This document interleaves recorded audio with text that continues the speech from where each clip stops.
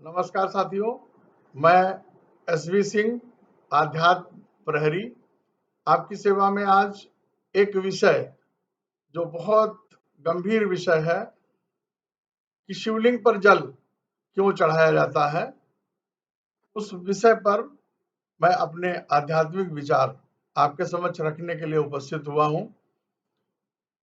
सर्वप्रथम तो मैं क्षमा चाहता हूं, हमारे ऋषियों और मुनियों ने वेदों और पुराणों में इस शिवलिंग पर जल चढ़ाने की जिन बातों को हम समुद्र मंथन में विष पीने को लेकर के जोड़ा है, मैं उससे अलग नहीं हूं, समाज का हिस्सा हूं। लेकिन संभवतः उन लोगों ने समाज को समझाने के लिए एक योजनाबद्ध कहानी की तरह कई बातों को उन्होंने प्रस्तुत किया है।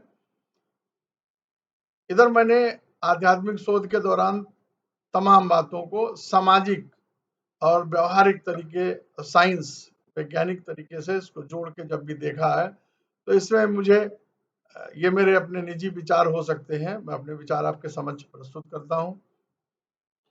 शिवलिंग की स्थापना पृथ्वी तत्व के अंतर्गत होती है। पृथ्वी तत्व का गुण होता है अच्छा या बुरा, धैर्य और साहस के साथ सब कुछ अपने अंदर समाहित कर लेना, चाहे वो नकारात्मकता की स्थिति हो, चाहे वो सकारात्मकता की स्थिति हो। इसका सीधा सा संबंध पर्यावरण से संबंधित है। पर्यावरण हमारी धारणाओं पर आधारित होता है। पर्यावरण अर्थात वातावरण, वातावरण का प्रदूषण को समझने के लिए पहले मुझे वातावरण को समझना होगा। वातावरण मतलब वात यानी वायु, हवा, और वरुण का मतलब तात्पर्य यहाँ पर पानी से है। कहावत भी है कि क्या हवा पानी खराब हो गया है। किसी व्यक्ति को स्वास्थ्य को लेकर के भी इन बातों की चर्चा होती है।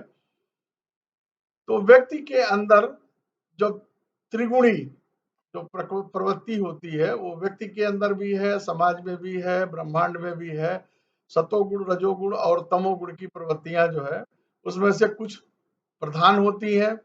प्रधान होने के साथ ही अगर सतोगुण की प्रधानता है तो वो क्षेत्र, वो व्यक्ति ज्ञान से संबंधित जाना जाता है।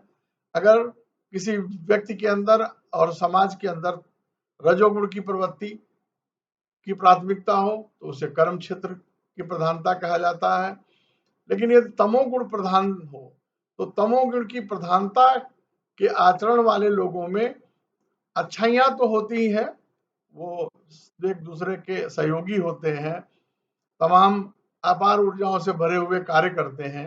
लेकिन कुछ ऐसी बातें हैं जो बहुत ज्यादा नकारात्मकता की स्थिति पैदा करती हैं, जैसे किसी भोग विलास की वस्तु के प्रति आसक्ति होना, भौतिक पदार्थों की प्राप्ति के लिए आसक्ति होना, लालच, घृणा, आलस्य,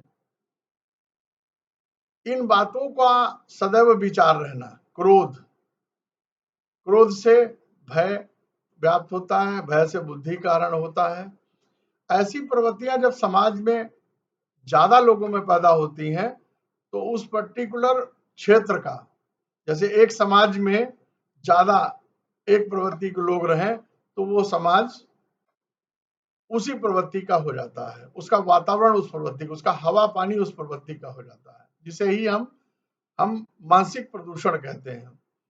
ठीक है, हर व्यक्ति, हर जीव ब्रह्मांडी ऊर्जा से संचालित होता है। ब्रह्मांडी ऊर्जा जब मनुष्य के ऊपर पड़ती है तो एक सिंक्रोनाइज होती है एक दूसरे के प्रति। जो औरा व्यक्ति का होता है और ब्रह्मांड की ऊर्जा जो है आकाश तत्व की, वो सिंक्रोनाइज होती है। सिंक्रोनाइज होने के नाते जो सामाजिक ऊर्जा है और ब्रह्मांडी ऊर्जा है, उसके बीच एक वातावरण की लेयर तैयार होती है। उस वातावरण में यदि उस क्षेत्र में तमोगुण प्रवृत्ति की मात्रा अधिक हो गई तो वो प्रकृति, उसकी वातावरण की प्रकृति भी उस प्रधानता में पहुंच जाती है। यदि उस वातावरण को शांत न किया जाए तो वो क्षेत्र, वो समाज विनाश की ओर जा सकता है। तो चूंकि भगवान शिव संतुलन के देवता हैं, कल्याण के देवता हैं, जन कल्याणकारी हैं, इसलिए उनके प्रतिरूप को ब्रह्मांडी ऊर्जा के साथ पृथ्वी में उसको स्थापित किया जाता है। उसका गुण होता है ब्रह्मांडी की नकारात्मक ऊर्जा को अपने अंदर समेट लेना, और समेटने के बाद वो पृथ्वी अपने गुणों के आधार पर अपने अंदर नकारात्मक ऊर्जा का समावेश कर लेती है।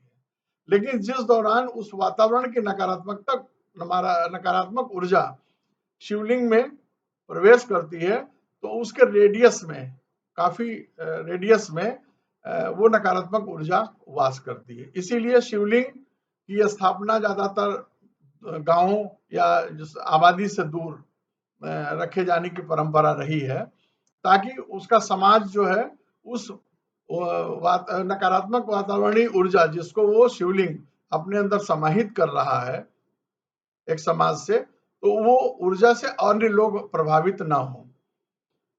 तो उस ऊर्जा को सोख करके और पृथ्वी तक ले जाने में एक भूमिका निभाता है जल और दुग्ध। जब जल और दुग्ध शिवलिंग पर चढ़ाते हैं, तो वो शिवलिंग की नकारात्मक ऊर्जा जो रेडिएशंस निकल रहे हैं उसको ले करके वो पृथ्वी के अंदर बह के और पृथ्वी के अंदर समाहित हो जाता है, और कुछ ऊर्जा जो है वो शिवलिंग के माध्यम से पृथ्वी से जुड़ा रहने के कारण उसमें समाहित हो जाती है, जिससे समाज का कल्याण होता है। इसीलिए भगवान शिव को समाज कल्याण का देवता कहा जाता है। मेरे ये व्यक्तिगत विचार हो सकते हैं, परंतु सामाजिक संतुलन बनाए रखने के लिए ही शिवलिंग की स्थापना और शिवलिंग पर जल चढ़ाने का प्राविधान है। आशा है हमारी बातों से आप सहमत होंगे। जो लोग सहमत हों वो अवश्य ही हमें कमेंट बॉक्स में लिखें और हमारे चैनल को सब्सक्राइब करें, और आगे हमें इससे प्रेरणा मिलेगी। हम कुछ अन्य विषयों पर व्यवहारिक शोध के साथ आपके समक्ष निरंतर उपस्थित होते रहेंगे। धन्यवाद, नमस्कार।